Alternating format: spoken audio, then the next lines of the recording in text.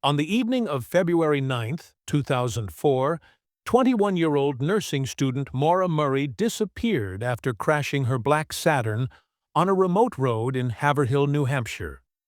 Moments before the crash, Maura had emailed her professors to say there had been a death in the family, and she'd be taking a week off from school, though her family later confirmed no such death had occurred.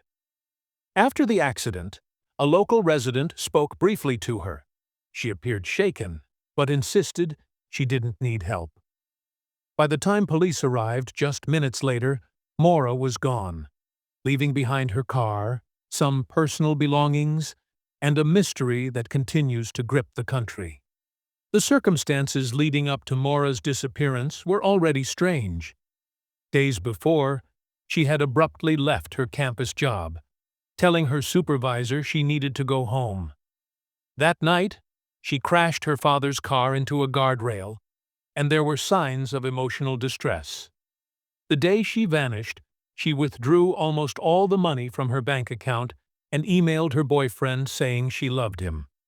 She then purchased alcohol and drove north toward the White Mountains, without telling anyone where she was going or why. After her car was found, the area was searched immediately, but there was no trace of Maura. Bloodhounds tracked her scent a short distance up the road before it disappeared, suggesting she may have been picked up by a passing vehicle. However, the isolated area had few witnesses and no surveillance cameras. Her cell phone and bank cards were never used again. The only clue left behind was a packed bag in the trunk with clothes, toiletries, and schoolbooks, indicating she had planned to be away for some time. Speculation ran wild in the early stages of the investigation. Did Maura stage her own disappearance to start a new life? Was she abducted by a stranger? Did she succumb to the elements in the freezing New Hampshire night? Or had she met someone, possibly arranged in advance, who led her away from the crash site, willingly or not?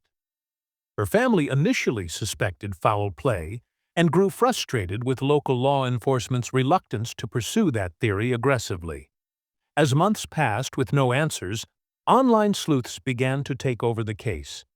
It became one of the first major true crime stories to develop a cult-like following on internet forums, and later through podcasts and documentaries.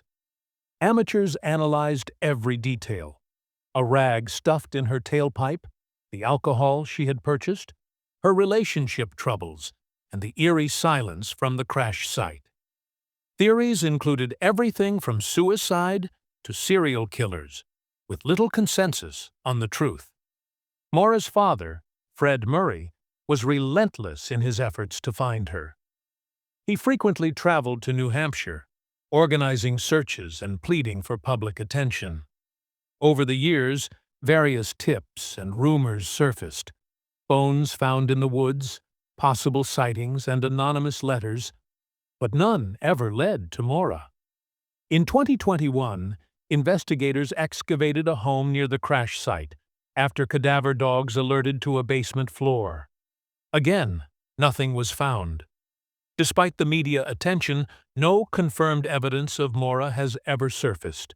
Her case remains one of New England's most haunting disappearances. Law enforcement has never ruled out foul play, but the absence of any physical trace has turned the case into a black hole of speculation and sorrow. It's unclear whether Maura ran from something or toward something, or whether something or someone intercepted her before she could reach it. In recent years, Maura's family has pushed for renewed efforts and released age-progressed photos to show what she might look like today. They hold on to hope that someone, somewhere, knows what happened that night on Route 112. Until then, Maura Murray remains missing, her last known moment frozen in the headlights of a crashed car on a cold, quiet highway, and her story echoing in one of America's most chilling modern mysteries.